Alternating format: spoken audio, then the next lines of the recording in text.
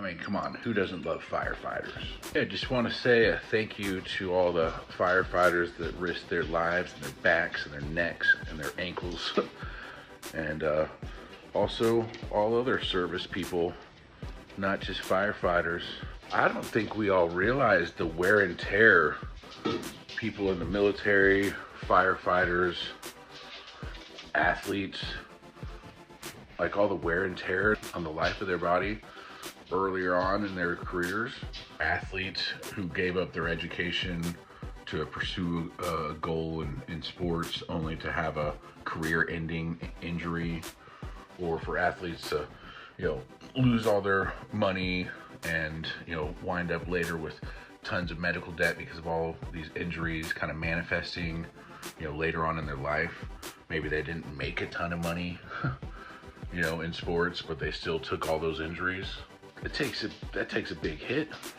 And I don't think we're factoring in a lot of that long-term pain that we're making a lot of folks go under. I just hear stories and stories of anywhere from the people in the military dying prematurely because they didn't get proper aid from the VA in time.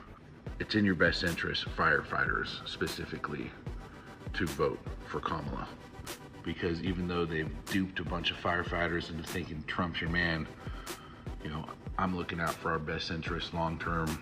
I want your necks, backs, and ankles to be taken care of in the future, and under a Trump, 20-year term or 10-year term, that just ain't gonna happen. I'm telling you right now, there's no time to sugarcoat it or explain in flashy ways. I never could do that. But I don't even have time to gather stuff for overlays. If y'all don't believe me, then vote for that orange dude. If you do believe me, take my word for it. I've spent more time on this while you guys are out there breaking your backs and your ankles and necks. I've kept up.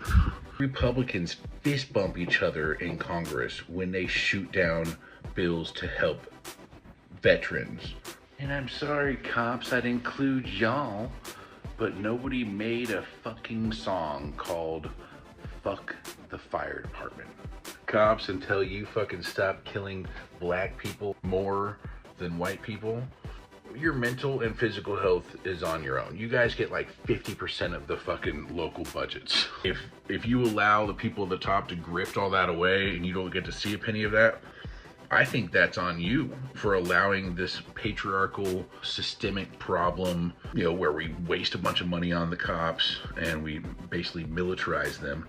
I'm not really about the whole defund the police thing, but we can demilitarize the police for starters. When you guys demilitarize the police and you're not spending half the budgets on them and then the scraps for everybody else, I'll include them in this. But until then, they have more than enough budget, but they spend it on fucking guns and tanks and shit. I don't think we should have local police departments with fucking tanks. That's what the National Guard is for. That's what the Army Reserve is for.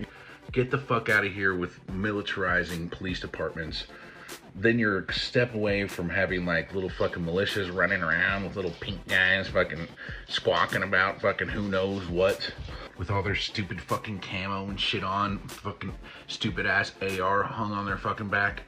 We all have ARs, we all love guns. Just shut the fuck up and stop flaunting them and fucking brandishing them in front of us, okay? The only time you're gonna see my fucking gun is if you're fucking coming at me with fucking lethal force. I just don't think we should be so childish about these fucking weapons of war. They don't fucking fuck around with them in the military. They know where every bullet is at every fucking moment.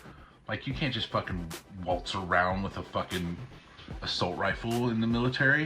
You fucking check that shit in and you check that shit out. Everybody knows where it is. All the more reason for me to join the reserve part-time. Yeah, but before I had my mushroom coffee, I just wanted to say thank you to all the service people that work and sacrifice every day, but specifically thank you to firefighters for all the physical pain they endure on a regular basis throughout their career that ultimately takes a big toll on them. As far as I know, I'm the only non-firefighter in a firefighter regiment that plays COD. and I was playing with some of them last night, and they were talking about how they like roll their ankles once a month over their career, once or twice a month. Some of them do. That alone sounds like super painful and tough to deal with long term. That's not even factoring in like their back injuries, neck, knees. That's just their ankles.